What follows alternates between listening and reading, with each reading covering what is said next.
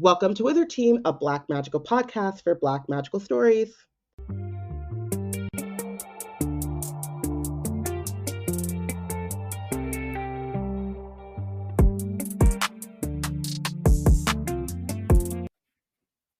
Hi everyone, it's Bayana, Robyn, and Porshèa embarking on a journey through the many fantasy stories written by and about Black people. Today we're reading chapters 4 through 6 of Bloodmarked by Tracy Deonn. But previously on Wizard Team, we return to find Bree dealing with ancestor possession. Originally, she thought that Vera and Arthur were going to leave her alone, and then she found out that was a lie. But Vera tells her that that she and her descendants, so Bree's ancestors, ran so that she doesn't have to, so she can turn and fight. A month later, the order has been in a holding pattern. So Bree's kind of just been sitting there doing nothing, wanting to save Nick, but being told not to. She's really restless, and so sneaks out for some ether training, which we find she's been having some struggles with. William catches her and decides to go with her. Sel turns up dramatically angry that she deliberately disobeyed him. But then their argument is interrupted by a legion of hell foxes who seem to know that Bree is actually the scion of Arthur, which is something they've been trying to keep quiet. Few moments after that, the Mage Guard and the Mage Seneschal of Shadows, Erebus Varelian, turn up. Sel is blamed for the security breach, and Erebus suspiciously is like, what a coincidence. I have a new King's Mage for you, Bree. So, yeah, that's where we left off. I love that. You're like, what a quinky dink. Who would have thought? Who would have thought? This coming at all. So we start chapter 4 with Bree being shocked that I said Douglas, and now I'm like, who is Douglas Lark? Lark Douglas. That's call me Lark. Larkin Douglas. I don't know why. I wrote it and then I immediately forgot who that was. She doesn't want Lark as her King's Mage, but she also just doesn't want a King's Mage. She wants to find Nick. And so then Erebus is like, that's right, I heard y'all were close, ain't ya? With a little like question mark. Reminder that scions are not allowed to be romantically involved. The way that they write it, I think, is like the way that Tracy writes it is like they're not allowed to be romantically involved if there's a possibility of children. So like if two gay scions go forth and prosper, just don't call no surrogates. Y'all better adopt.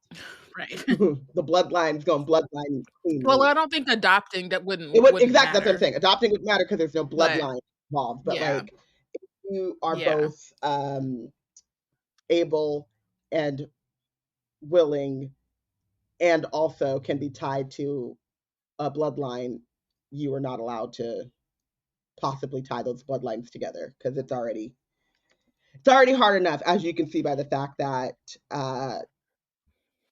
Crown Scion Nick Davis is actually scion to Lancelot, and this rando black girl Paige is actually crown scion to Arthur. So they're having a hard enough time keeping track of the bloodlines without that. Sel butts in and is like, oh no, yes, they're close because Bree was supposed to be Nick's squire beforehand. And so Erebus says that like the oaths wouldn't have taken, which I think is really interesting because scions are not able to oath themselves to each other in that way, and that Bree's safety is their first priority, and that if she doesn't want Lark as her King's Mage, she can choose between 6 other Merlin candidates that he has hand chosen for her.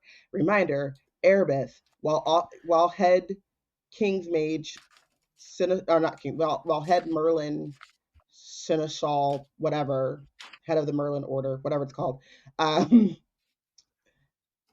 he is that to the order, but he is also the demon king. So any Right. of these king's mages that he has hand selected, not to say that they wouldn't be good, and I actually like Lark as a character. And none of these mages, like no one knows that he's the demon king, right? So it's just that it's a reminder to the reader that like no matter what, Bree is in trouble. Right. But also it's like, again, we talked about this last episode, so I don't want to like go, I don't want to belabor the point, but it's also like y'all had a month.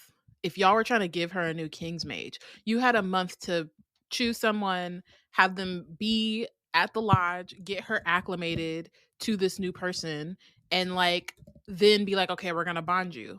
Yeah. Instead of being like, oh hey, here's your new King Mage that you're gonna be bonded to like today. Or not that she's gonna be bonded today, but like you had time to get her used to the idea, And and also instead keep you in just mind gave nothing that for.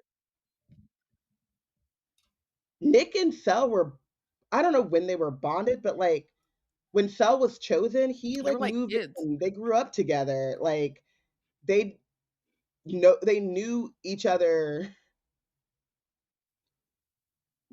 inside and out, basically. Um, whether it was before they bonded or right after they bonded, but it was like before, they were. It had to be before they bonded because I doubt you would bond them before they hit that 16-year-old. No, I think they were strangers when they were Oh, bonded, okay. but they had time. It's before uh Nick had a chance to be Right, awakened. right. But I just feel like because like you can be awakened at 16, right? So I guess yeah, you could be bonded before then. But yeah, they grew up together. They Hmm. knew each other before they were placed in these like dangerous situations where even before Nick was awakened and stuff, once they got on campus, Cell's doing patrols, Nick knows how to like fight. There are, even if it's not calamine is lotion. Camlan. Camlin. Even if it's not Camlan, they still have like these experiences of fighting Shadowborn that have come through and crossed over, right? She, And I think there's also like this like fabricated urgency that the regents come in here with, yes, that again, it's like it makes it suspicious. It's like clearly they're trying to maintain control, because you go from being like silent and saying nothing and just being like stay where you're at, keeping the holding pattern, and now all of a sudden you're like, well, here are all these things that we're supposed to do now and they have to happen now. It's just like, well, why couldn't that have happened? We could have been yeah, doing some of and this stuff. we could have We were eased actually our way waiting on into it y'all. as well. Like, Hmm. I wanted to go back to how they explain.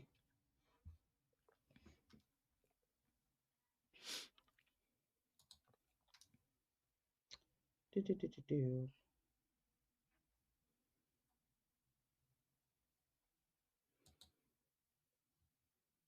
So she's like says like I we have the mage guard, right? Do I need a king's mage? And I believe it's Erebus, but it's saying the king's mage, like the mage guards do protect the king. That is their like oath or whatever, but they can also have assignments that take them away from direct security. The thought being like because they're protecting not just the king, but like the order and stuff. And so, they're like Secret Service spies. Not every Secret Service person is going to be assigned to the president at all times, but they are always, like an Hmm. advance guard going out to see like, oh, we're going to Pemberley or whatever it's called. Let me go ahead of time to make sure that it's safe and stuff like that. So they're not going to constantly be at Bree's side, even though they are constantly protecting her. Um, but then he goes, the King's Mage is a lifelong personal guard. Eventually, when your heirs are born, the Mage Guard will be reassigned to protect the children until they come of age, but the King's Mage will remain at your side. And Bree is like, let's not talk about heirs. I am 16. And he's like, I know you're young. But that's, the life cycle of this thing. It's weird that even he gets like kind of embarrassed. Like Yeah. he's kind of like, Yeah, this try to is talk to no awkward. But all of it is, like, 16-year-old. even you just mentioning the dang heirs, like, "Oh, are you and Nick, Yeah, like, together because like that?" It's like, what? that's a leading question of one, Mhm. like, there is supposed to be some level of, like, professional separation because it is so hierarchical. Higher hierarchical, is that a word? Yes. Am Mhm. I pronouncing it correctly? Yes. Mhm. All right. Because it is such a hierarchical system, you they are very much like I think about it a lot like a caste system almost of like and it's kind of based on um or it is completely based on like royalty and what do they call that system? Like The like a monarchical like system. Yeah, monarchy? but I'm thinking of it like the whole thing. Um it's caste, it's not caste, but something similar. Yes, caste. You don't want your betters mixing with your lessers, mixing with the help, mixing with the, in all of the gross ways that that shows up. So I think that there is like the part of it that's not directly tied to heirs is also just like if you guys are supposed to be this like unit fighting force and you're the head of the force, all of your scions, all of the knights, all of the whatevers, you need to be separate, like a bit apart from them so that you can maintain your like authority, power structure. We don't Mm. want it to feel like even now with like Bree being very much like we need to find Nick, we need to find Nick.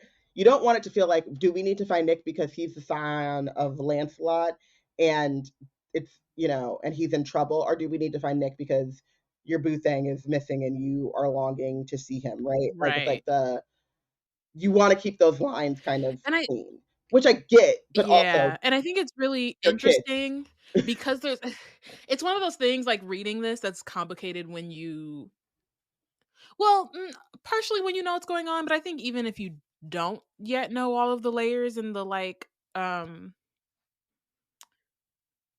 the plots that the Regents have going on and that Erebus has going on his own, like, Bree's kind of resistance to the way that things are set up and the way that, like, the fact that she needs a King's Mage, the fact that she needs a Squire, like, all of those things, and she doesn't care about any of that, and all she cares about is getting to Nick, like, on the surface level, it's like, "Okay, girl, like, clearly there's more things at play and that need to happen." But on the other hand, it's like, this whole system is, like, Shit. not valid. So, like, what do we So also, like, yeah, sure, go find Nick. Like, fuck this. Like, whatever. So it's like a weird kind of thing to like keep in your head because it's like we are as readers kind of like indoctrinated into this system in the same way that Bree is. Um, in that we're like, yeah, this is just how it's supposed to go. And it's like, Cell can't be your King's Mage. It's just like not possible. So, yes, of course you need a King's Mage. But on the other hand, it's like, do you really need a King's Mage? And Right. like, why? You know what I mean? Like, so And yeah, I it's also just, it's a think very like interesting thing to, one of the things that I do think, yes, Bree is like romantically involved with Nick. I don't want to say like love, but she likes Nick in that kind of and in that she's way. also like, But she's like, definitely being a teen in the sense of like the reluctance and like the combativeness that she has in yeah. this moment is also kind of just like, okay, you're And she like see not it's being able also to about see like how she's the not feeling being right in able to that see like the moment. full picture of all of the moving pieces and stuff and be very Yeah. focused on this one like important part, right? Nick is missing, Nick is in danger, like that. But that is also even still one piece of like a lot of shit happening. Like authors Mhm. awaken, like all of these things are happening at the same time. One thing I think that they don't get, and then we should keep going, but like, is that I believe that Bree would react the same way for the other, well, not all, like maybe not for Tor, but if William was taken, that would be her main focus, right? Like, I just think that that is kind of a part of who Bree is, but also something that is understandable for someone who did not grow up in this order and is not um hardened by it. Like, as much as I think a lot of them care for each other, they're used to, like Will, Nick, Sel, there are a lot of times in which you see they're used to being treated as pawns. And so, and they're, whether they're okay with it or not, they take that as like it is what it is. And so I feel like if it was someone else in the place of Nick, right, it would still be the same thing. If it was like William instead, or I don't know the other ones. I only know like Tor and like and even if it was Tor, I kind of feel like Bree would be like, we should go find that bitch. Like, she sucks, but we should still maybe No. find her. I don't No. know. I don't know, I but don't think so. She might ask the question, but I don't know, but I think she would be much more all right. like, "Okay, the order said we gotta wait. Order said we gotta wait. Yeah. The game is the game." Yeah. But, you know, she doesn't have that level of but even that would be a emotional reaction to the person um that Bree is working off of, as opposed to like having that level of distance between the person, the order, and all that stuff. So yeah. So then Erebus also tells her that the rite of kings will happen tomorrow after the ceremony, the funeral, which shocks Bree. And she's like, he's like, "Oh, are you not ready?" And she's like, "No, I'm ready. I thought we had better, like, more important things to do. Like, I don't care about getting a king's mage or having a squire. Like, we need to find Nick." That, and we could have been did that. Again, Like, you could have told me that 2 weeks ago, and I would have been prepared for it to happen after the funeral. You're telling me now that we're doing it tomorrow? again, Like, suspicious. you know. And then Erebus is like, "No, the priority is you doing this rite of kings, you getting a king's mage, you getting a squire. Like, that's the priority. And then once all of that is in place, we can talk about the Nick hunt, which is not stopping, but also is like happening without you, and it's fine. Like, there are people doing their job. The mage guard is doing its job when it comes to that. Like, you need to be focused on this." So Sel is super defensive as Sel, Lark, and Bree go into the lodge and are supposed to take her to her room. And Bree's like, he honestly can't not be this way. Like, he can't not Have be some chill, polite and chill and not combative. Like, it is just not, he's Mm-hmm. unable. I was thinking about this weekend, and I like tweeted about, like, I tweeted a little thing about Sel and my baby dog Luna and how they're adorable demons, but like the demon is still in there. It's just like, he's at the end of the day, Lark is a mage in the mage guard, possibly a king, like soon to be king's mage. Their job is to think about security. It's not like, he's not even being combative about it. He's just trying to figure out like what the situation is, right? So I was like, I don't need you to tell me how this is. I know what I'm doing. Jesus, calm down. But also, again, this all started with Bree being surrounded by hell foxes, so he is also rightly defensive. Yeah.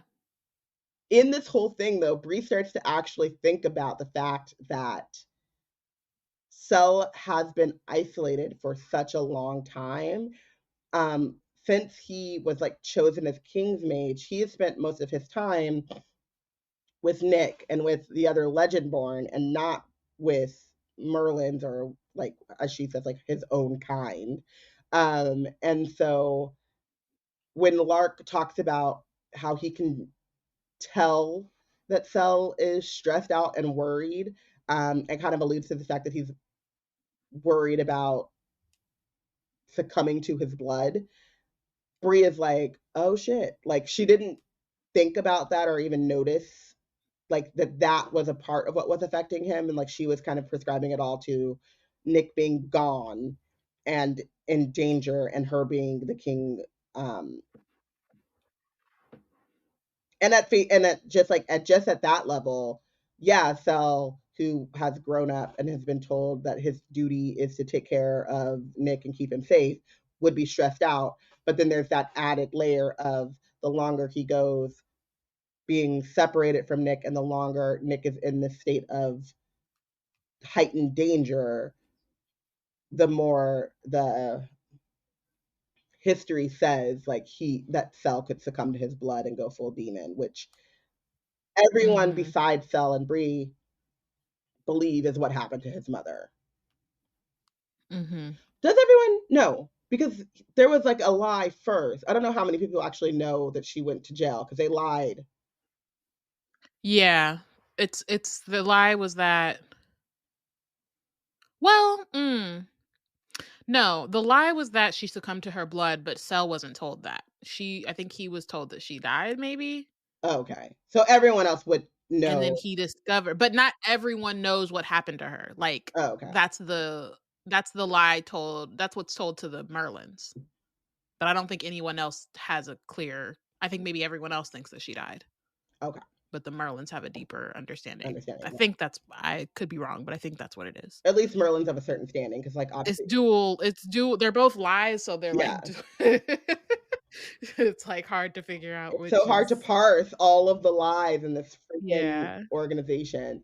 Um, You're so sounding very candy right now. Like the lies. The I was lies. thinking The Kendrick. lies, the lies. You lied about your You mama. lied. You lied.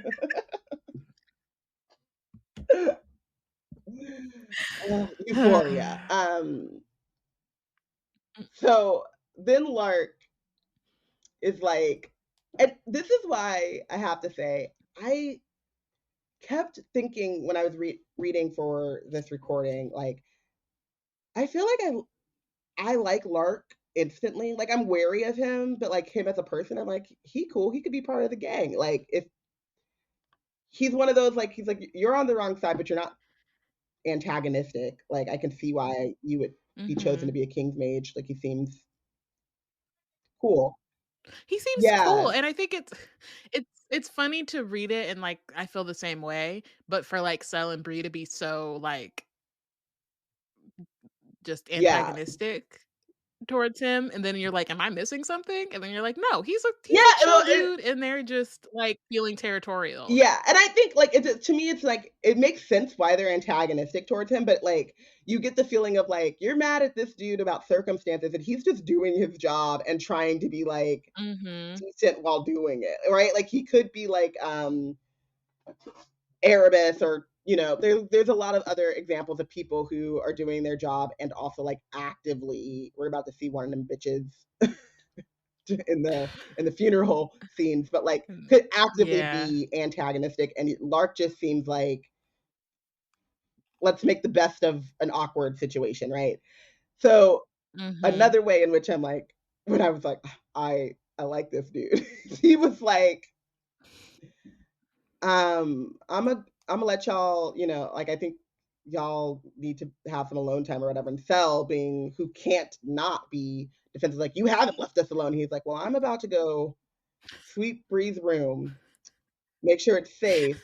And while I'm in there, I need y'all to talk out this fight, this whatever is Whatever's going going on, on. because I know everybody knows something going on. Y'all need to talk it out. And it's like, mind your business, dude, but also like, fuck And they're both shocked. They're, like, Pikachu shocked. "How could you tell we've been fighting?" Like, dude, dude, Selwyn is over here literally stewing, like, vibrating in come anger.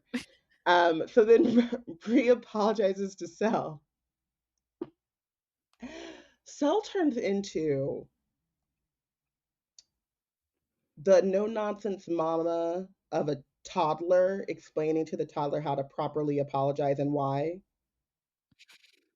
And I'm here for it. He is like, what exactly are you apologizing for? Brianna, like full name. And she's like, for how my actions put you in a bad situation. He's like, no. Because you could have used the training rooms. You were being selfish. There was no reason for you to have to escape the wards. Like that part was just a fuck you to me for you to like train. And I was like, you know what? You right. But also you wrong because she was feeling caged in. So, Right. and then. But also he's right again because they were Yeah. attacked. Like it's just so awkward. yeah. I love how this read is basically a read of her being a main character and acting main characterfully. Like Yeah. it's just like all the reasons why you need to chill out. It's like, okay, but this is she's a main character. This is my story. When I move, you move. Because like that's how it's written, you know? Right. You gotta like move with me. Literally. So Lark just made me think of sorry. It just made me think of walking down the street with Ami. I think I put it on Instagram. Walking down the street with her and she just goes, "Yep, I am the main character." I was like, "What? Like, what do you mean?" That's Bree. She's just like, this is my story. Unfortunately, that child is right. Because I definitely watched her little TikTok dancing and was like, who told her she could be on TikTok? What is her inner life? She's not. Right now. I know she's not, but I'm like, you know, who is she hanging out with? Who's she talking to? Why does she know these things? Even though, you know, obviously she knows these things. They're like cultural, whatever. Anywho, she is the main character. She's correct. So Lark comes back out. They haven't worked anything out, but at least they've gotten some stuff off their chest. Well, Fel has gotten some stuff off of his chest. Right, because it's funny because Lark still cuts them short. He's like, oh, y'all still gotta talk? Like, dang. Fel's like, we have so much. It's a lot of baggage in there. I tried to kill her one time. Like, it's crazy. So then Fel, like, and this is the thing about Fel that, and I think like all of the kind of non-Bree Legendborn characters that I appreciate. Fel has been antagonistic to Lark since he stepped foot on Lodge property. He has been upset. He has been cutting remarks, whatever. He still don't want the dude here, but he's like, I need you to tell Erebus that those demons were working together. They knew who Bree was, and they were sent after her.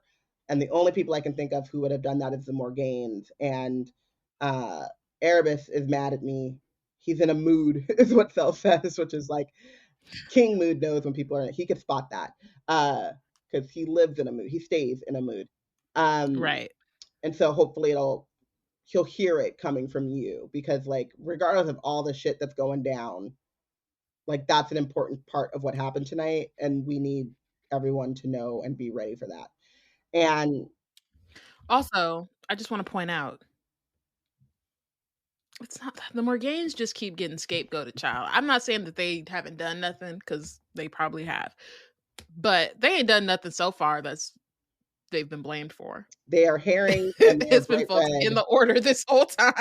Are the Morganes in the room with us? I would like to see them. No, I would like. They keep getting talked up, but I have not seen a Morgane, and until I've seen one, then I frankly will just be disappointed every time you talk about them. It's like, it's really that energy of like, why is my name in your mouth? Like they should really come, and when they do pop up, I want them to pop up swinging. Am I in it? That's the. I want them to pop up swinging, because it's like, why do you have my name in your mouth? Like, you call for me. Rich free. They're literally now, why am I in it? Because it was. I'm sorry. I'm just convinced it was Erebus this whole time, but like. And if the Morganes had played some role, it was because Erebus slotted them in place, like, you know. But I don't even think he's working with them. I think that he's doing his thing, and if they get blamed, then cool, that helps. So then Bree starts talking again, and Fel's like, "Shut up." then they hear Lark like leave and go down down the elevator or escalator.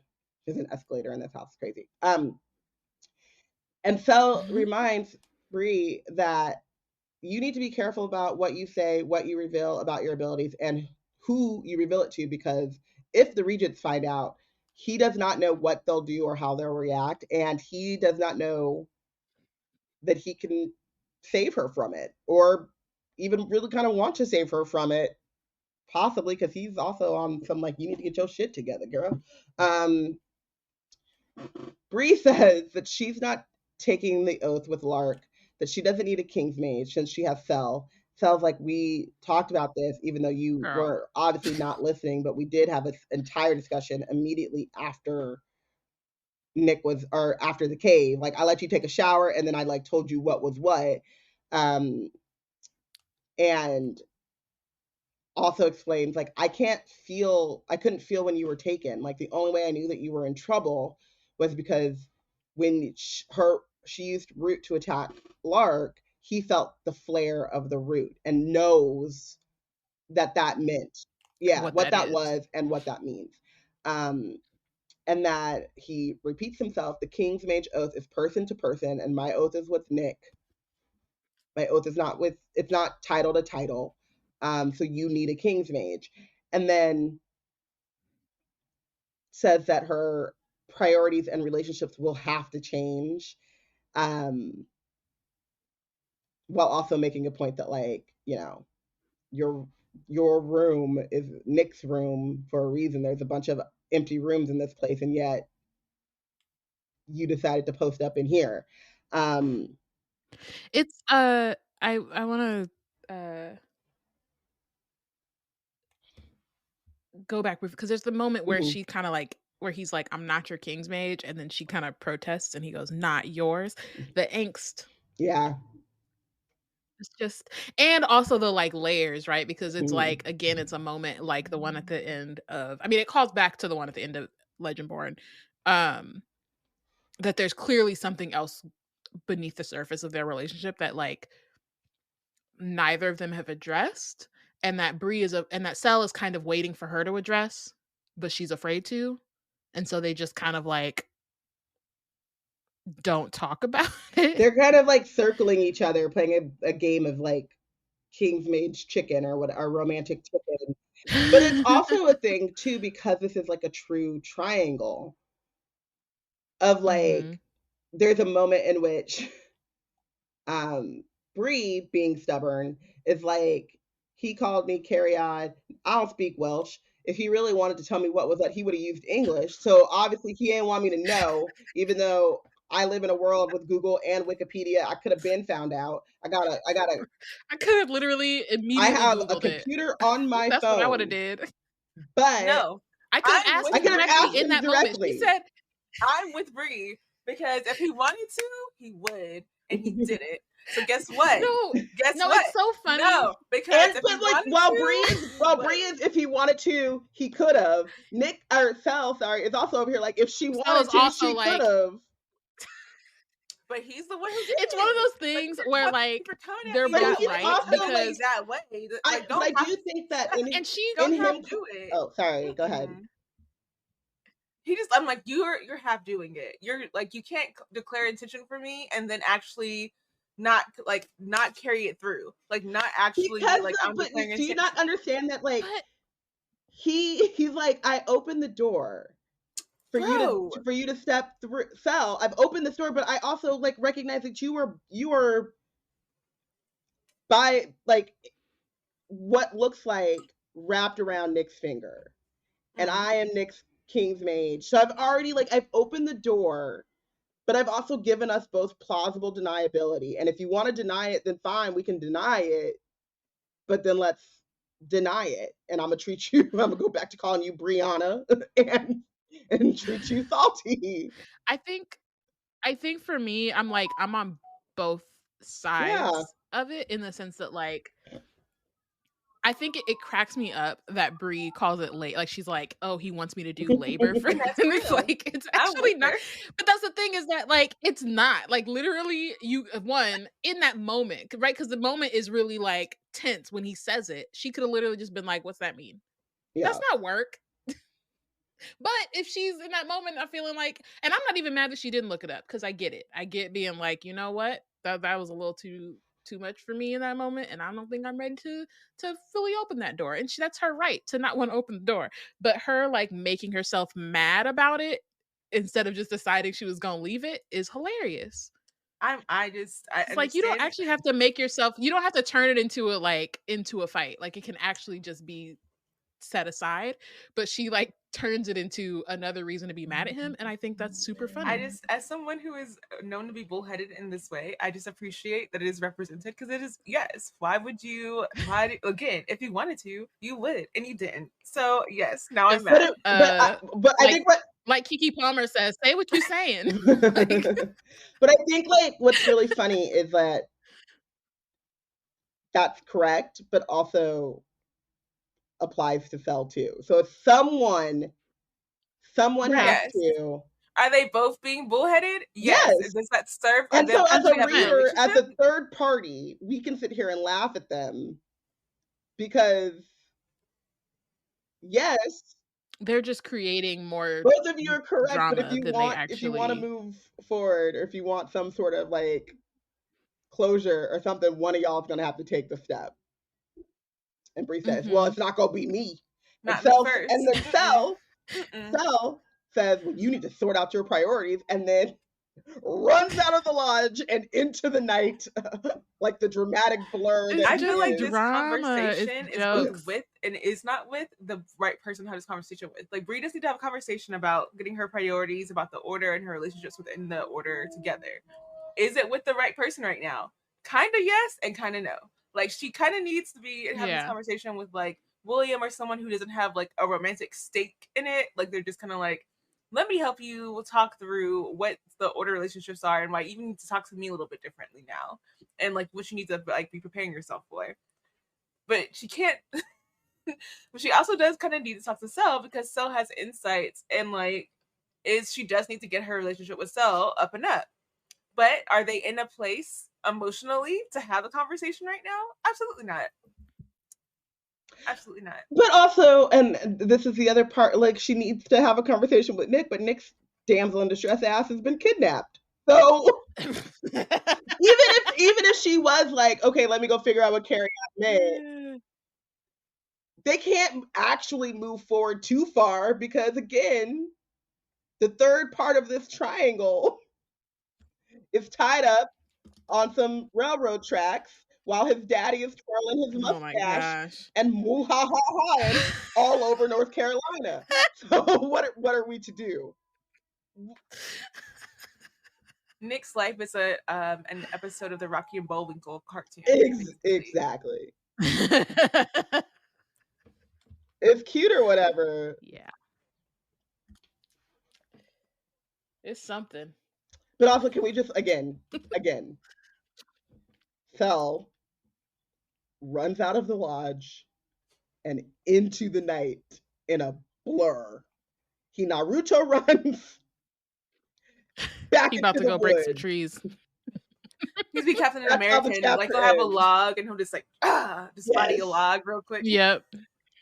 He's about to go ham on some trees, innocent trees too. And they was giving good air. They was doing what they needed to do.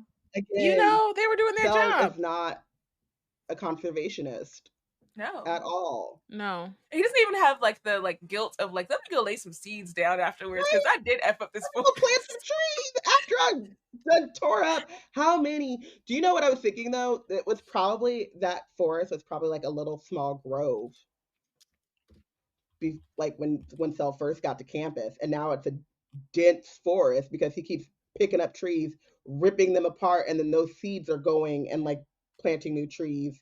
Not in a thoughtful way, but in the way of like the butterfly effect of how many times can you just Can that happen in the course of 2 years? How long has he been here? And they wouldn't be little. They wouldn't even barely be saplings. They would be just little No, plants. Yeah. because they're infused with his otherworldly anger. Ether signature.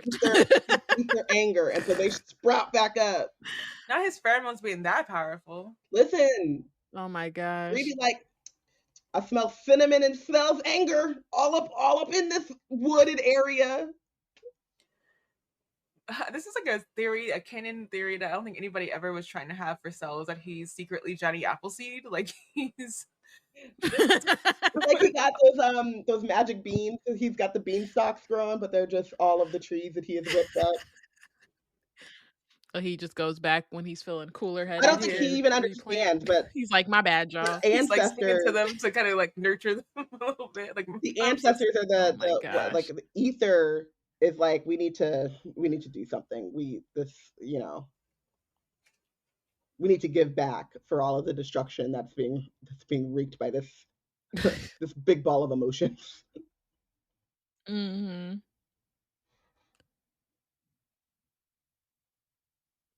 Oh, that's it. Chapter 4 is over. He's run out into the night. Oh, that was it? He ran out into the night dramatically. Right, you're right. He did do that. That's crazy.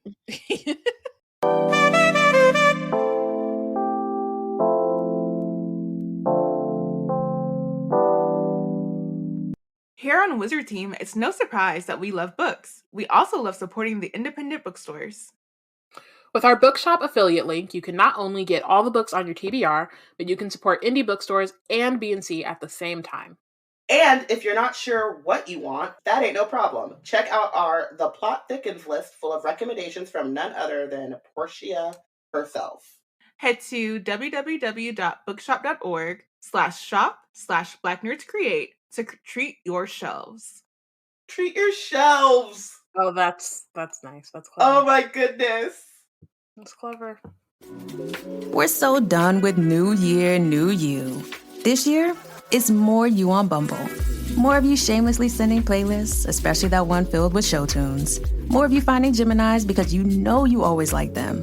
More of you dating with intention because you know what you want. And you know what? We love that for you. Someone else will too. Be more you this year and find them on Bumble.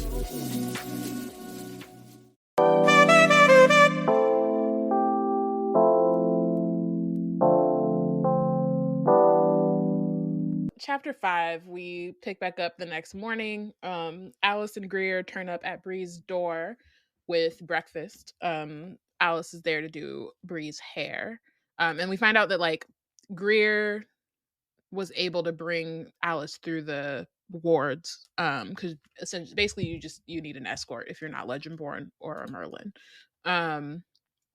So then Greer also brings the news that the Legendborn have been ordered to leave the lodge and move to the compound at Pembrey, which is where the funeral is going to be, because it's more secure. So couple things. One, why would you tell me that the morning before? Like, I already got to get ready for this event. But now I also have to pack my stuff. And like, I assume it's only been a month. I'm sure Bree is not fully like unpacked because it'd be taking a while to do all that. But like, why would you not say this last night even? Because they want to keep her on her... A couple weeks ago. Keep her on her toes. On her toes. Also, I want to point out, it's also suspicious because we know what will happen at the right. And one of the ways to make sure that her kidnapping and attack goes smoothly is that nobody else is at the lodge when that happens except for the regents. So yep. Set up. The thing is it's so funny because I keep being like, why would you guys not do that? And it's like, because that's the plan. Like, this is all on purpose. It's like incompetence by like, what is it? Like it's like plain incompetence. Like it's like weaponized incompetence. Exactly. But also, they're playing chess, not checkers. Right. And I love that, like, it doesn't escape notice that the person they had tell Bree about this big change was someone that she was cool with. So it's kind of like she doesn't have like any extra like urge to question. She's like, oh, this is just them making an order and they're sitting a friendly face. At least it's sitting a friendly face to tell me about it. But it's like, actually, why would they try to give you a friendly face for this big change? Like, what is that about? Right. She would have cussed Lark out. Erebus is like, let's send to one of the Legendborn. Let's send a homie, because we not finna have my dog be abused for no reason. He don't know what's going on.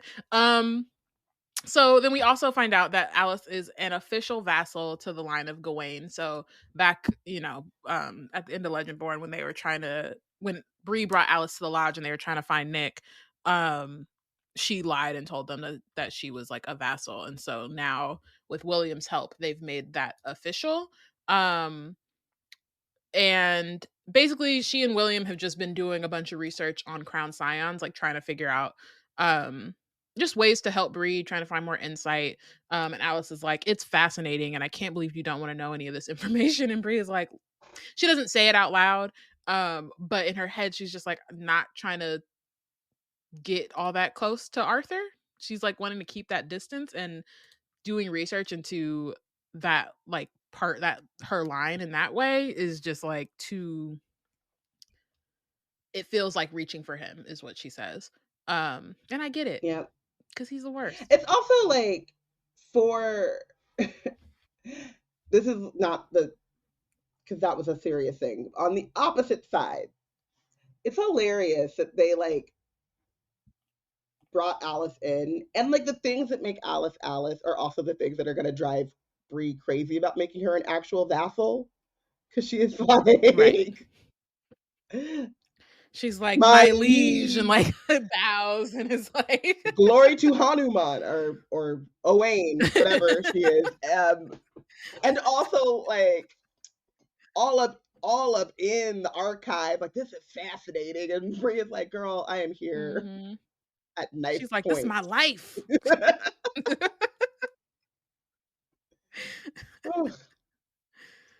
Yeah. So before they don't really go deeper into that because they get a phone call from Mariah and Dr. Hartwood. And so Alice offers to leave when she sees who it is, which I appreciate. She's like, look, this isn't my business. I can remove myself. But Bree is, yeah, exactly. She's like, I don't need to be here if you don't need me here. But Bree is like, you see all this hair? I'm gonna need you to it's cool. You're good. And so Mariah lets Bree know she didn't feel the like shockwave from last night. I just like in the last episode we talked about how when Bree came back, well, when Lark helped Bree come down from the tree, she had felt some feedback from the ancestors, and so she like hit Mariah to see if if all the root crafters were good. So Mariah was like, yeah, we didn't feel it, but she's concerned for Bree, and it's just like, like you're in, what happened basically. And then she goes, aren't you the heir to the throne of white dude magic? You should be surrounded by bodyguards. And then Alice is like, trust me, she is. But it's funny because one, the white dude magic part is funny, but it is funny because like Bree is so resistant to the idea of having bodyguards, but everybody else is like, girl, like, you kind of do need that protection, even if you don't want it. She's as resistant to the bodyguards as she is to the white dude magic. It's like the same thing in her head. Right. Yeah. I mean, and it is. And she's right. Yeah. But like both things can be true, but it's like, you got this, you don't want it, but you definitely don't want to get torn apart by a hell beast. So you know what would be different? What's the choices? That it's one or the other. I hate that for her, but like, keep your wits about you, but submit to a certain degree to the white man magic and the dude and the horrible white dude, ancient white dude who set up shop in your brain body, or get mauled by a hell beast. What? She's like, I want it to be. I hate that for her, but that's kind of where we are, like. I just wanted to major in design. I don't know. I just wanted to go to early college. I wanted to go to early college. She's in there because she thought her mama's stuff wasn't related to this. And as soon as she found out her mama was not related to this, she was like, well, I can go. And they were like, no, actually you can't. Too bad. She's so sad. Actually you can't. That meme of, I don't know anything about DC, but the one dude holding Superman's cape. Not so fast. That just nope, snatched him up. Ugh. Sorry It's to not her. related to your mama, but it's But related to your mama's mom. right. All of them. So then there's a moment I just wanted to like read briefly where she kind of glances at this altar that she's set up in her room. Um it's a small wooden milk crate, nothing special, but the items on top remind me of the reason I came to Carolina in the first place. In the center, a shallow ceramic bowl filled with dried medicinal wildflowers, 3 crystals, and a pile from my mother's jewelry box back home sent by my father upon request, an oval shaped bloodstone, a 3 pointed rose quartz, and a carnelian that fits perfectly inside my fist. A tall jar of dried figs, sweetness grown from the ground, my mother's charm bracelet laid open on top of a black cloth. So I just wanted to point that out. Like, we're seeing all of these moments of like Bree, because it's the like obviously the focus of the story and just like what's Camlan is here and everything.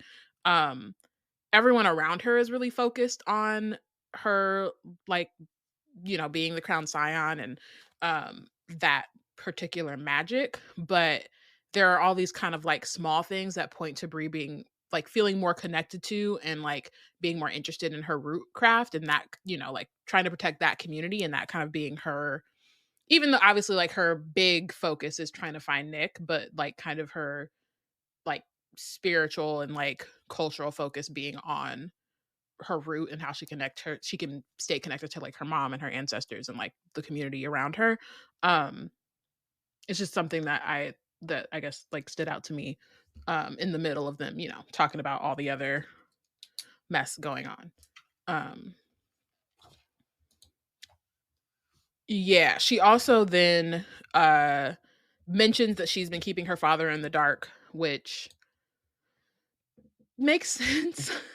It's basically what Like, what we said. I think it was last episode. It's like she probably last basically week, yeah. she basically spells out like, I mean, what? So I just go have him worry to worry. There's literally nothing Yeah. he could do. There's nothing he And can then I do. also appreciated, like, I think it was Dr. Patricia being like, a lot of practitioners keep it quiet from even like their significant others and stuff. And I got the sense that, and I don't know if I am remembering this incorrectly, but are like most all root crafters women then?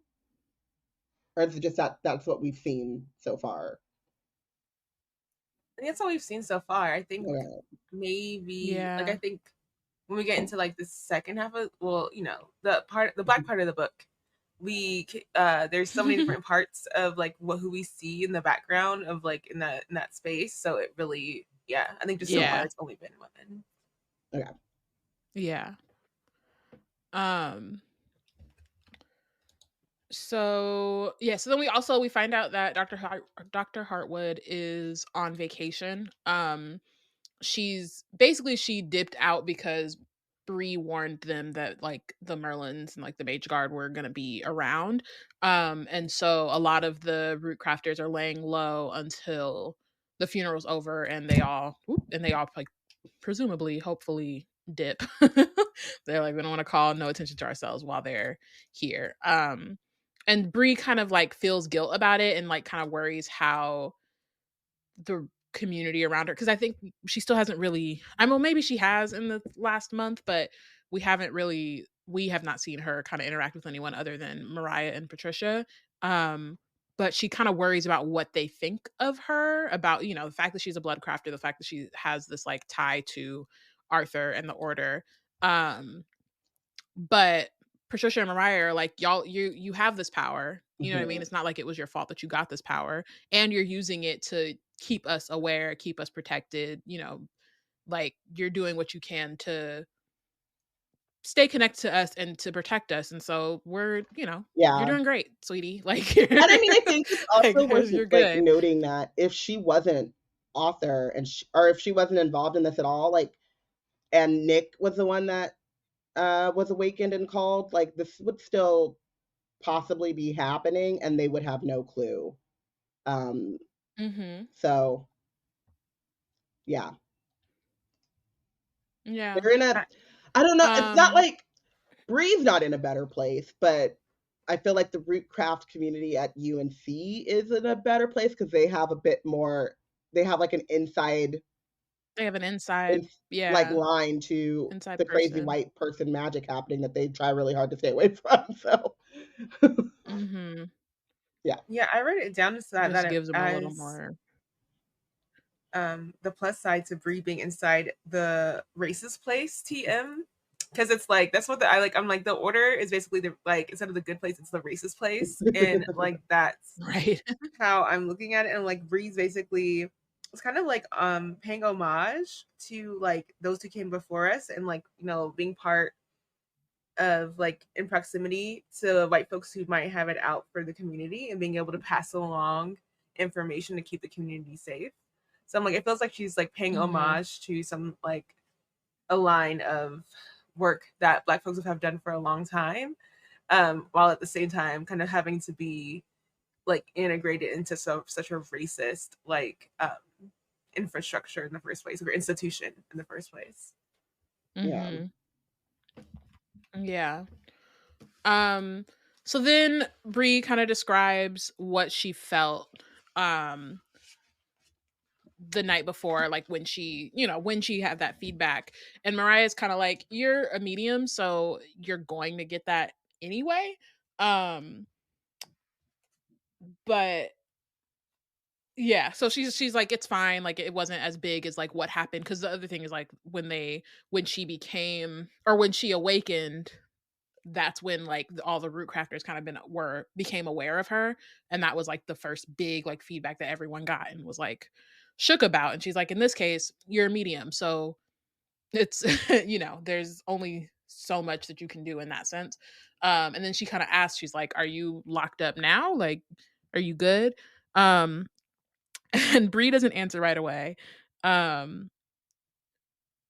because the truth is that some mornings, I'm gonna say Mariah basically said, "Are you my friend? Are you locked in? Are we locked in?" And Bree is like, she says, the truth is some mornings I wake up with the thirst for war in my mouth, metallic and hot and hungry. I can't tell whom it belongs to, but I know it doesn't feel like me. And Mariah's like, that answer's taking too long, girl. She's like, you thinking a little too hard. And Bree is like, I think so. I haven't made an offering or done the ritual to invite anyone back in. No possessions, but sometimes I feel not quite myself. Alice points out that the Legendborn also inherit the personality traits from the knights, and is like, maybe that has to do with it. And then Mariah's like, yeah, it's possible, but you're not just a Legendborn, you're also a medium, which is why Arthur has awakened in her that the way that it had, or the way that he has, is because of her rootcraft. So she's just like, be careful, because you're gonna have these like bleed throughs, and you need to kind of like keep an eye on them so that you don't, turn around and become possessed when you don't want to be. So that's kind of a foreshadowing, but anyway. He calls it like bleed through, and I just was thinking about like a like cell phone, or I feel so old, but I just got this like Bluetooth radio thing, and it has like the dial, like like the tuning dial. The children are like, radio FM, like, no, I'm talking about the FM radio, AM FM. Sometimes when you're going through, especially because of where I live very close to the border, I will be on a radio station and drive through a place, and all of a sudden, like, I hear a little bit of Spanish underneath it, because it's like crossing things. Like, that's like the vision I had when Mariah was like explaining to Bree the medium stuff, and I was just like, just dead folk. Just it sounds so unpleasant. Like, the it's like kind of cartoony when someone like walks through a ghost and then they like shiver because they feel a chill, like that. Yeah. But like that's gonna be her. But it's one of those things where like she has these two separate like magical powers that have like that now exists within her, and they manifest together in like the worst way possible. Yeah. And like just annoying and like irritating and also like dangerous. You're just sitting there like, ugh, like why on their own the powers could potentially be cool. Together it's just not And being a great. medium could be cool in general if she wasn't Right. I mean, Mariah's a right. medium, so like we see in the ways that like she kind of practices, but it just doesn't, like some of that stuff just doesn't apply to Bree because she also is in this line that She's in like the tied racist this place. 6th century white man into to her body, like insanity. She's in the racist place. Like, Yeah, okay, like when Porshèa you said. guys open our Instagram, Bayana will have this is the bad place meme, but write it down. Maybe I will write it down.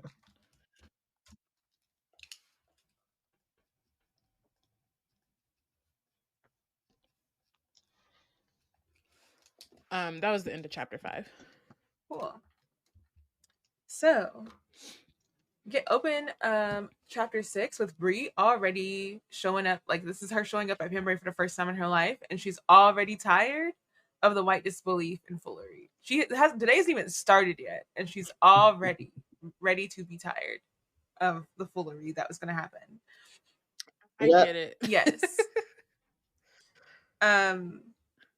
And part of what her impending gloom about it all is that like she's like, this is just all this pomp and circumstance for these deaths. And one of the things that she notices is that like their stage is set and it has it's like these like really regal like chairs, high back chairs that are spread across the dais.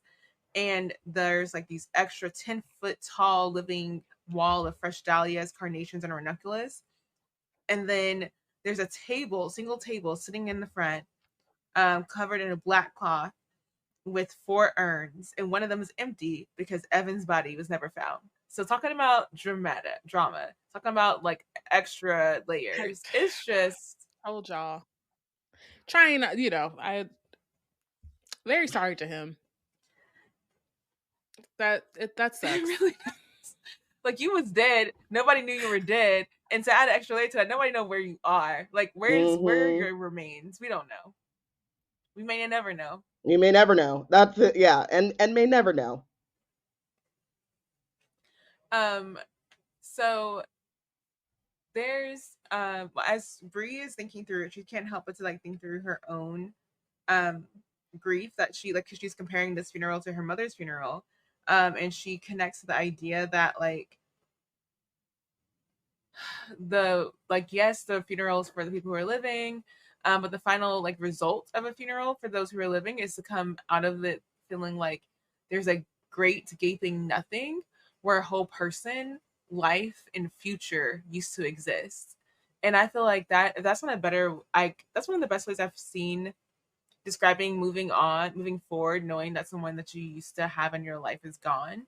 Like there's just like a hole where like they, especially when they're this young as the people who died in the demon attack, like they had futures that people were planning for or thought they would see these people live through, that never manifested because their lives were cut shorter than people expected them to be. So you kind of move on and being like, there is a whole place in my head for you to continue living and you're not there anymore. So I appreciated that, like as a like I know Tracy was going through like processing her own grief issues writing this series, and so this is I think that's a really great summation of that concept. Yeah, I love to like the part about like the future, that person's future too, because you have all of these hopes and stuff for your future, but you also have hopes and the hopes for your future include people. So you also have hopes for their futures as well. And so I just like, no matter how, and especially because these people are so young. I remember I lost a friend of mine from college like 2 years after we were out of college. And he at his funeral there was like a lot of stuff from just like I think he was buried in like an IU like sweatshirt and stuff, because like that was like what he had accomplished by that point, right? And it was just so like reminded me of like, oh, we had all of these like thinking back and like having plans and stuff, and like, you know, oh, what we're going to do when we graduate and all of this stuff as like a group of friends, and now there's this person, this hole in that. So yeah, I really, because of the fact that everyone that passed away was so young, that there's also that like kind of, you know, mention.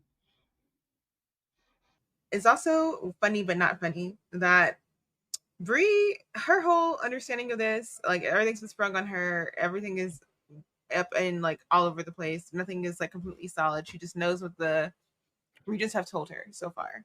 And so in her brain, she just needs to get through the funeral so she can get to the right. And then once she's done with the right, then she's done with the interference of the regents. She can just sit this out, figure out where Nick is, and keep it moving. She is like they're all leave campus. I won't have to be worried about this anymore. I can just continue to live my life. And I just can't help but be like, poor sweet summer child. Poor soon to be enlightened Bree. Like poor every time you think Bree, she got it. She knows what. No. But it's like, I do get it in the sense that like she has not been in this environment for that long. And like obviously she's experienced plenty of like microaggressions. We're about to get to one in a sec. We're about to get to a macro. And she's also heard like about how the order is, but she hasn't like, this is her first time meeting the regents. It's her first time like really getting deeper than just the Southern chapter. And so she can't really fathom the like depths of like, yeah, like not just like the racism, but also like the sense of control that they have and like how they use that. You know what I mean? Like the really the kind of power they have. She doesn't really know that. And because everyone's been like, you're the king, you're the king, you're the king, she assumes that she is going to have like, they're going to let her have the power like, of the king, a certain level of power, because she is technically the crown scion. So yeah, it's just one of those things where it's like, I get it, because it's like you don't really have anything. You can only be so skeptical. Yeah. You know what I mean? Without having some kind of like paranoia. Concrete experience. Yeah, or just like experience to back it up, you know? Yeah. Whew. Well, let's get into the way that Bree is surrounded by haters. And this is when I mean hate, I like we have Kendrick level, like I just hate the way you talk, I just hate the way that you say certain words, I guess, like that's just me, I guess. There's that level of hater, and then there's like straight up like hate in my heart for Black folk. And this is what we're getting right now. With one of the regent emissaries named Teresa Hamilton, who was officially met Bree whenever she took statements from people the day after Nick was taken. And even when Bree met Teresa, she was like, I don't like this lady.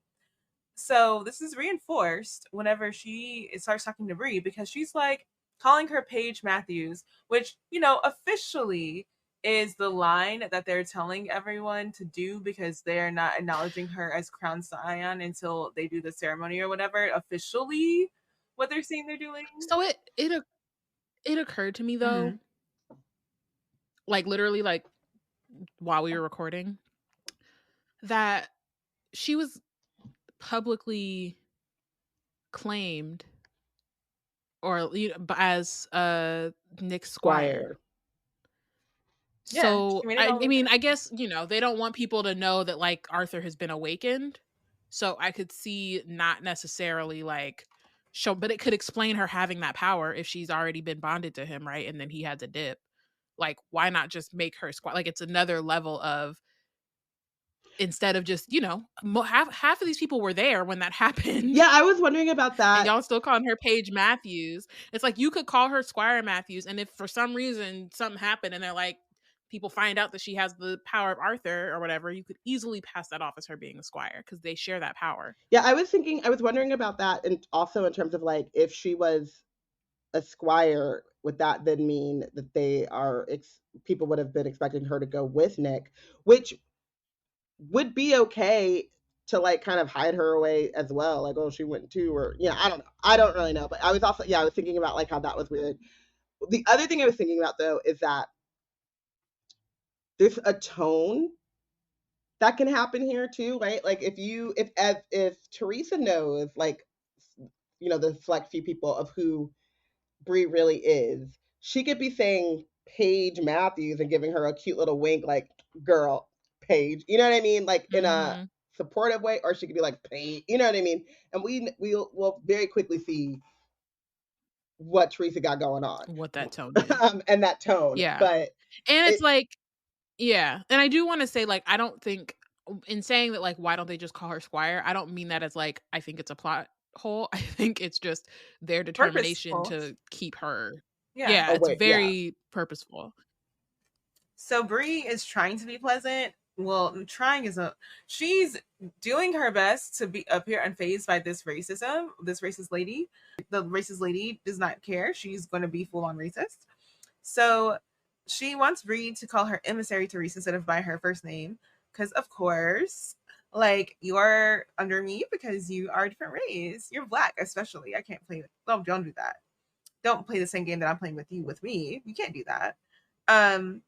And so she also looks Bree up and down.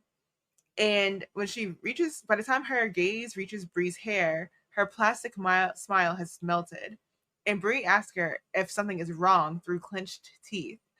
And while staring at Bree's hair, she says, and Bree's hair, mind you, is kind of like cornrowed in the front, but out in the back, with her curls out in the back, when they're all kind of like gelled up. They're like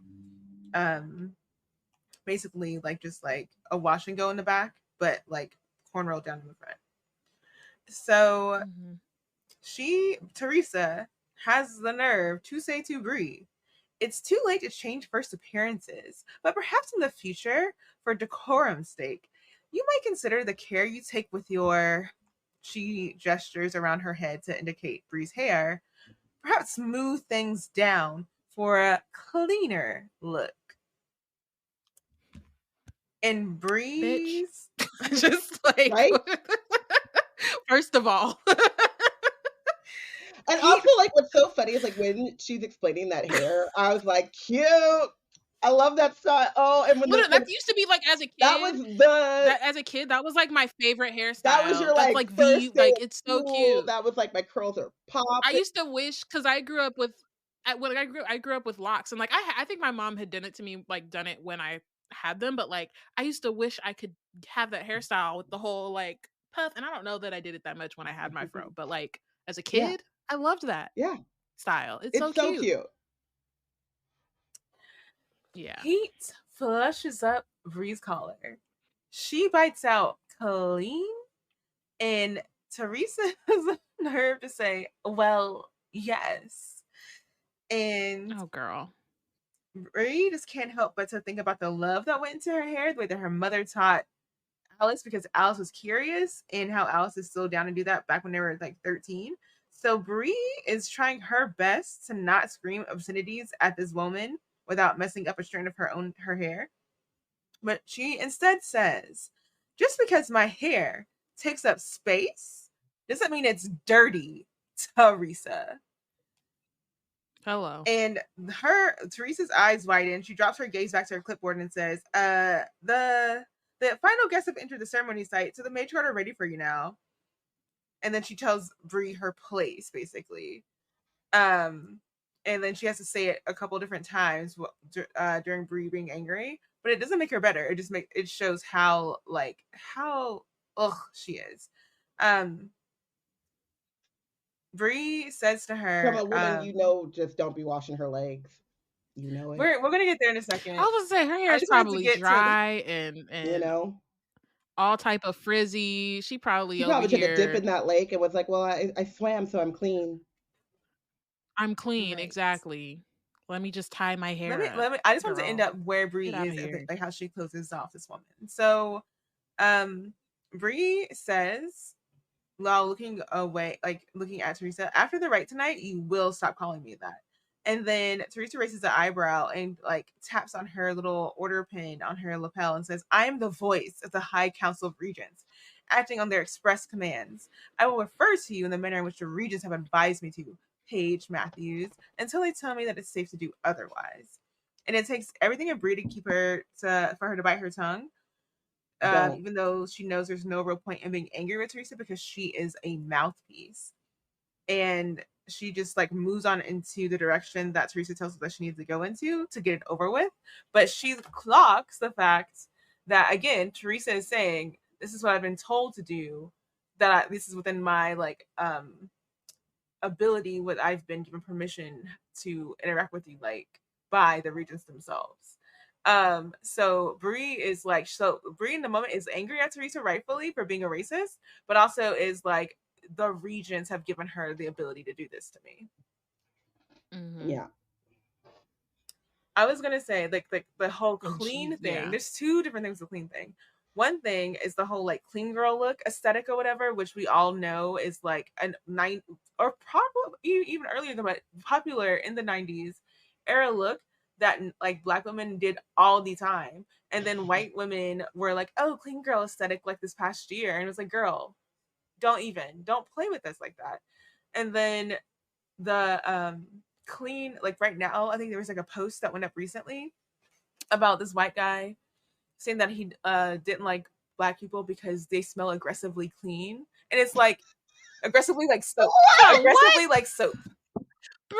And it's like, sir, so are you how do you smell aggressively like soap? First of all, like it's not like it's perfumed. And even the ones that are like the only aggressive soap I can think of is probably like Irish Spring or something, because it is kind of like, it's like, dang, like you definitely had Irish Spring, because I could smell that off of you. But like otherwise, like what? Other than that, everything else is pretty. It just is clean. You don't feel the. He said, "I miss the stench of like." I don't want to a little hint of sourness. A little hint. Just a hint of body odor. Oh my god! Yeah. You know, I cannot. The same way in which Bree is a sommelier of Cell's magic, ether magic signature. This one is a sommelier of Black people's scent. Funk. There's not enough funk in this human scent. How dare they wash their ass and then go outside? Be so for real. Aggressive too. Aggressively like soap. How you doing dog whistles? We're menacing the big black brute of Dove soap. Of Ivory. I'm thinking about the brands that Black people like. Ivory, Dove. Like those are not scents that linger on your skin. They just don't. Like they don't. The shea butter was so There's aggressive. Too moisturized over there. It makes me feel self-conscious. I can't. In danger. The coconut smell made me reach for my gun to stand my ground. Wow. Hands up, don't scrub. That's crazy. Sorry. Okay, I'm done. Okay. Girls. Please. They're saving off infection too much for me over there. How dare they wash away germs and keep themselves from getting That is aggressively clean. Such a wild sentiment. Wow. Thank you. Like, what am I supposed to say to that? Like, exactly. Oh my goodness. So yeah, really unfortunate that Bree can't even get into the business of being a crown scion without having to check a grown woman. This isn't like a classmate. This is a grown effing woman coming at Bree this way. Racism. And then when she moves into her slot and they gave her a center seat, basically they're trying to make sure that she's well surrounded by like not only the like red shirts of like, and I call them red shirts, but that's basically how they're put up. Not the red shirt. But like the pages and the like squires and everybody is around her.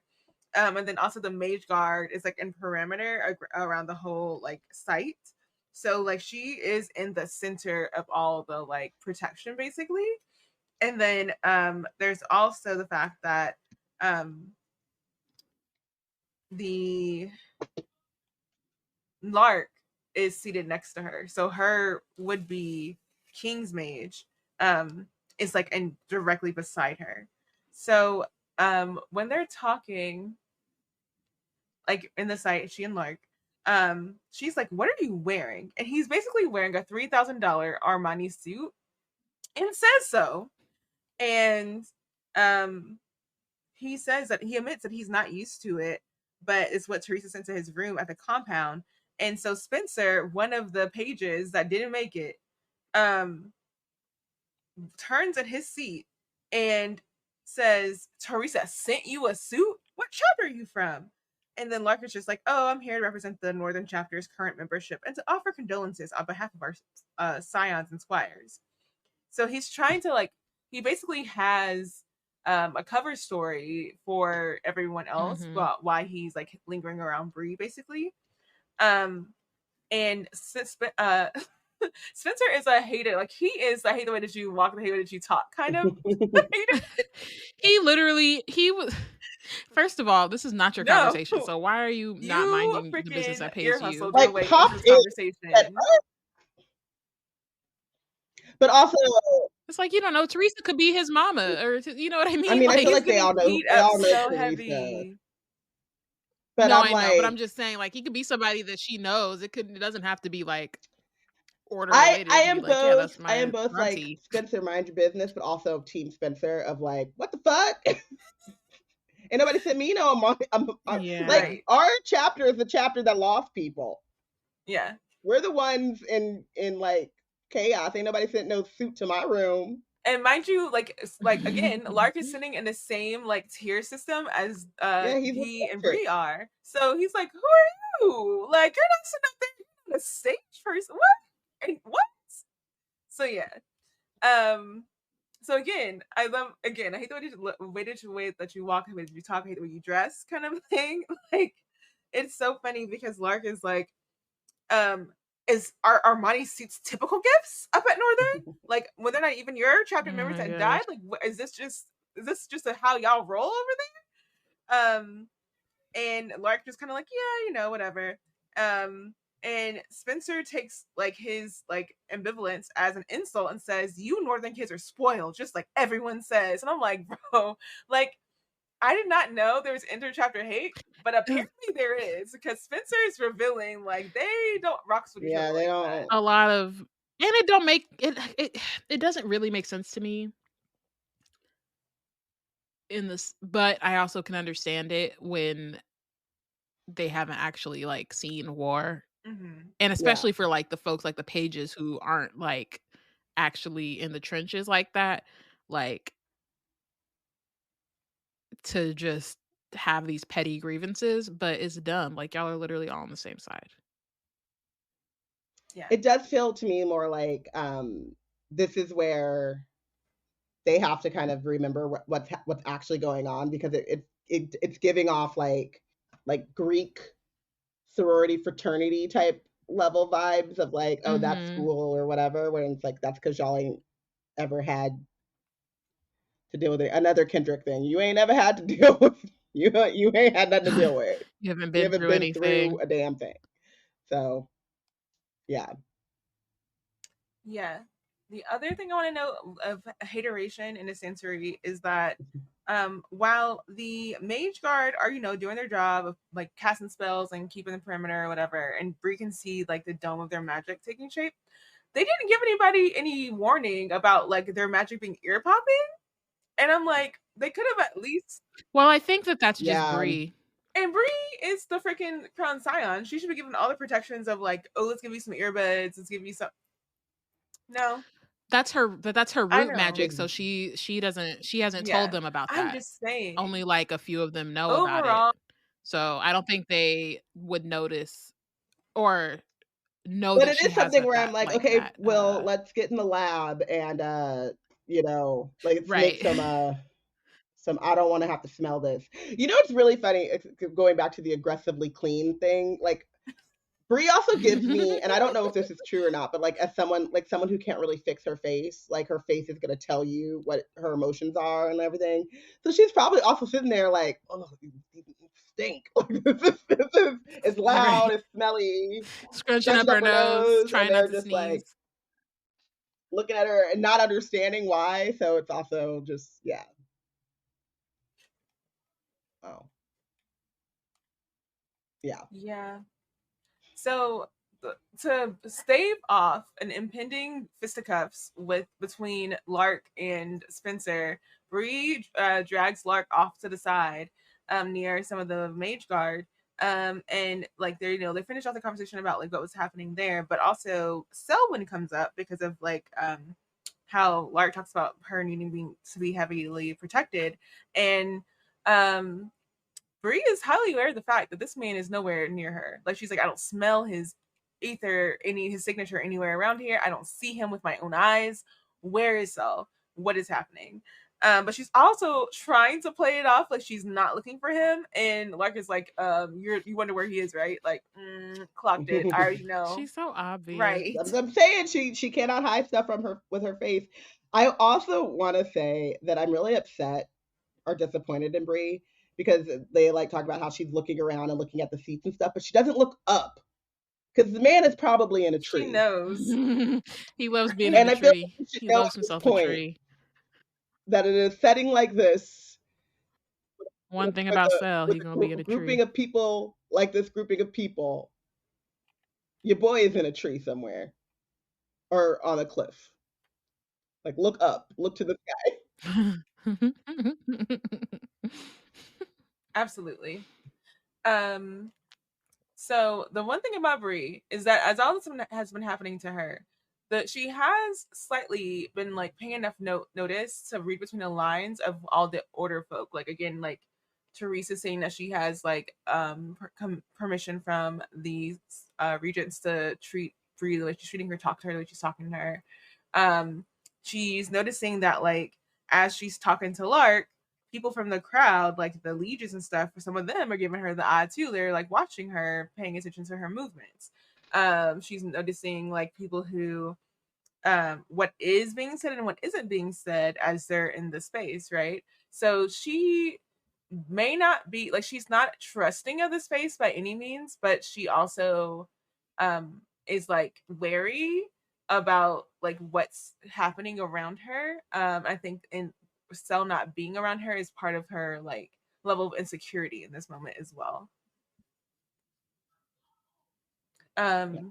And then also while she's talking to Lark, she's thinking about because they talk about the way that and I love that Lark says this, like he finds the Legis a little strange. Like he's like they're a little, you know, they're an interesting bunch. And Bree's like, what is that about? And he's talking about the fact about their abatement and how like quickly like some of them are, not expected to be around very long and all that stuff. And then Bree starts thinking about um how tying your power to your life in the way that Bree's family did with Bloodcraft may also be having the same kind of recoil on like lifespans as the abatement works for the order, as her family bloodline, like the mothers die, not too long after, their daughters usually have some ability with the magic, right?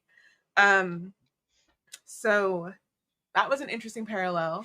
And that's something that keeps coming up with the idea of Bloodcraft being another version of what was practiced in the order. Mm-hmm. And she also, or not, Lark points out that like a lot of the lieges are, they all have a special sort of skills, a specific set of skills. So like even the ones that never were awakened, the ones that were never awakened, and the ones that are, they be sent out on missions. They be like fighting. Some of them are even more like skilled than the Merlins, And then like was saying that like especially the ones that are kind of have this ticking clock, they like don't really have a lot to lose, so they're really out here is basically what Lark is saying. He's like they are serious. And like Yeah. a little I bit. Sorry, I go was ahead. gonna say he also has this like kind of sense of like a little bit dangerous in their not having anything to lose, like Mhm. I don't know how to explain. Like I was talking. I think this was a Kendrick Lamar conversation about like the people where you're like, oh, don't, their fuse is short. Like they Mhm. may seem nice and well put together, especially like like wearing Armani suits and all this nonsense, but like they especially the ones that are gonna suffer from abatement, like they might be quick to shoot, ask questions later. Right. Like, They right. wish you would. Um but like yeah, and then also as like an intro, because we met like two lieges in the last book, but this kind of contextualizes lieges in a different way. Um it kind of like just introduces that like that storyline, I guess. And also just like, gives you a little bit more like, okay, there's more to them than just like, oh, they were once scions and now they're not. Yeah. And so, thinking of that, two lieges that they notice are Evan Cooper's parents, who are bawling out about their son, which, of course they are. And as Bree thinks about Evan, she thinks about Raz, and she kind of has a moment of demon trauma where she's just like kind of put back in her head and like that night and the trauma of it all and the death throes and the blood and the bodies and let the bodies hit the floor, like all of that happening. Like she's just feeling it all in her head. Um, and all of this that's happening is not only like reminding her of her trauma, but it's also deep in demon drama because we know what's going to happen. Like first off, the reason why we don't know where Evan's body is because of demon drama. All that's going to be like forthcoming around Bree, and even about like some of the stuff that's going to be happening with Cell is demon drama. So this is a good like setup for chapters to come. And we end the chapter with like Lark kind of like lightly checking in with her, like helping her kind of find herself back in the present and away from the trauma of that night. And he escorts her back to her seat because as he gestures towards the long drive at the top of the hill, they realize that the regents are here. It's so weird. The regents have just this like air of like the king is here, even though it's like a group of them or whatever. Mm-hmm. Meanwhile, the actual king is standing here having a PTSD moment. Like and is, Right. a child. But it's just I Yeah. like the way that chapter ends with just like the juxtaposition of the people who are actually on the front lines, the grieving like parents of a child who was like killed, and then being like, oh, but now we need to straighten up and fly right because the regents are here from their bubble on like safety bubble pulling strings and whatever. I don't like them. Mm-hmm. No, they suck. They really suck.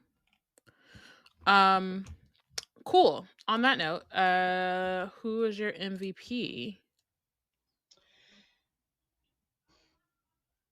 So I said Cell and Alice, and I said Cell, even though he doesn't show up in the besides the first chapter, because I did appreciate him telling Bree about herself in a way that's a little bit hypocritical, like him calling her selfish and like how she only thinks about like she's only thinking about like she's not thinking about how her actions affect him specifically because he's talking about like the trouble that it gets him into is it's a bit rich. Again, that's my demon, and I'm gonna stand beside him. But like, it's a bit rich coming from Cell because like he just lets his anger and his emotions just impact every single action that he takes. Partially, kind of setting the course for Bree to rebel. Like Bree is rebelling against you, right? So it's a bit rich. I do acknowledge that, but in a way that like could only happen coming from Cell, and in the situation in which they find themselves in now with like the mage guard and all of that stuff, and her realizing like she's going to be expected to like get a squire, get a new king's mage. That king's mage is not going to be Cell. I think it really does get the point across to Bree that like there's a lot that needs to happen, and that she needs to take into account, beyond just her being the scion of author and then using that kind of power to direct everyone to find Nick. And then Alice, because Alice shows up for Bree, in a way that like a lot of these people are showing up for the order, or you know, they care about Bree, but there's also all of these other things. Alice is like, I'm here for my girl, and I'm not about to let you go face these racists with your hair looking like crazy, full of demon dirt. Let's do it. Right. And that was a last minute call too, because Bree had to last minute wash. She had to do another impromptu wash tonight. What's going on over here? So yeah, Alice is my MVP too. Yeah, just for being the homie, for being there, like, to do her hair, to like, you know, again, like you were saying, just like someone who's actually there for her and not like fully swept up. She's only really there because of her. Like she's only a vassal or whatever because Bree is there. So yeah, even though she's not there for a long time, it's like a good yeah. I too made Alice my MVP for all those reasons, and plus the fact every time she shows up for Bree, she shows up with food usually, and like it's, to me, it like she had like the breakfast bag, and I'm imagining it's Bojangles again. It was, yeah. And they have another blueberry biscuit moment, and as someone who has yet to have a blueberry biscuit and recently came across a recipe for some, I will be trying out these blueberries for myself. And to try one from Bojangles and like give my pronouncement on how well I guess the recipe gets pulled off anyways. But yeah, Alice re-given me like the FOMO for blueberry biscuits in a way that no one else has. So that's partially reasons why I'm making her the MVP. I just realized that Y'all Fest, we were talking about it a while. It's like in the Carolinas. Is it in North Carolina or South Carolina? I don't know. It's in a Carolina. North Carolina. We will be going and getting a blueberry biscuit. That will be a part of our itinerary. Y'all will. You're not coming? No, the biscuits. I'll be there, but I can't have the biscuits. I just like it's gonna be my. I gotta think about that going I'm to the south. South. Like take a bite and be like, Jinkies. you know what? I'm gonna eat it, and then I'm. There's a new biscuit place that opened up that I really want to go to, and they have like a gluten-free situation. Nice. So yeah, I have a place up here I can get them from, but I need to that just made me think that has to be part of my travel is just going to be so much more of a hassle than it was pre finding out that I had this thing, and also pre-COVID, because I found out right before COVID stopped or COVID started, so I wasn't going nowhere and I could figure it out. But travel, yeah. Anyway, that's not what this is about. Who's you? Portia, did you say your MVP? We got this yes, okay. Because Alice so brought blueberry biscuits. Yes, because she brought the biscuits. Yes, sorry. I was feeling FOMO for a second. Anyway, benched. Teresa, because girl, if you don't get the on. Come on, like, please. Just tell her what she needs to know and move. Like, we don't need any of this. You are stuff. You just mad. And there is nothing wrong with being. You're a secretary. A secretary or no, there's nothing wrong with but it. Like I am the mouthpiece. Blah, girl, you're the administration. You're not the executive. You know. operations. Yeah. Get on. She's got a little too much dip on her chip. Just a little too much. Talking about dirty. When was the last time you washed your hair, Teresa? And dry shampoo doesn't count. Go. I want to see the receipts. I would rather smell aggressively of soap than aggressively like a dog that has not been. The rain fell on a dog, and that's now the smell in the room. I would rather that. Can I just say that we've been swimming at summertime again, and again, you know, baby dog Lunita, she loves to tear a ligament, right? So swimming is like the best thing to do for her, especially now that it's hot. She shouldn't be running around, whatever. We were swimming yesterday. We were racing, doing the whole thing. And then afterwards, I was hosing her down and like making sure she was dry and stuff. And I was thinking about that, like, I don't know if you guys have seen the, like, the Kev on stage thing where like Black people refuse to let their dogs smell like dogs. That's like, it's like, oh, you smell like a dog. Like they smell like what they are, which is like the key to them being a problem. But I was also like a mini offended when you were like, I'd rather smell It's like soap than dog. My dog smells great. It's like whenever you're growing up, yes. It's like we get it honest, because when we grow up, the older folks tell us that we smell like the outside, knowing that we've been outside all day. And it's like, well, shoot, you're basically telling me that he needs to go take a shower, but you're saying it in the rudest way. You smell like the outside. Okay, I was outside. What are we doing? You told me in or out, and I went out, and now it was a problem. Okay. And now I'm getting shade for it. Yeah. Right.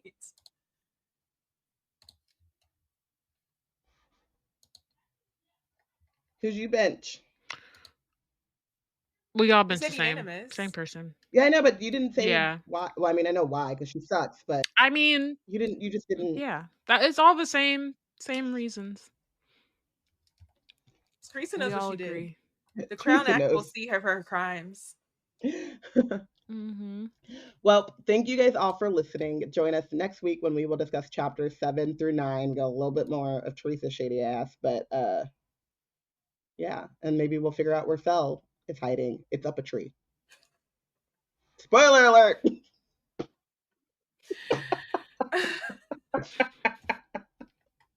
Wizard Team is part of Black Nerds Create Collective. If you want to keep up with our content, you can check out our website at blacknerdscreate.com.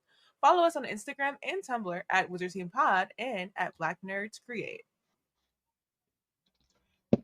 Bye.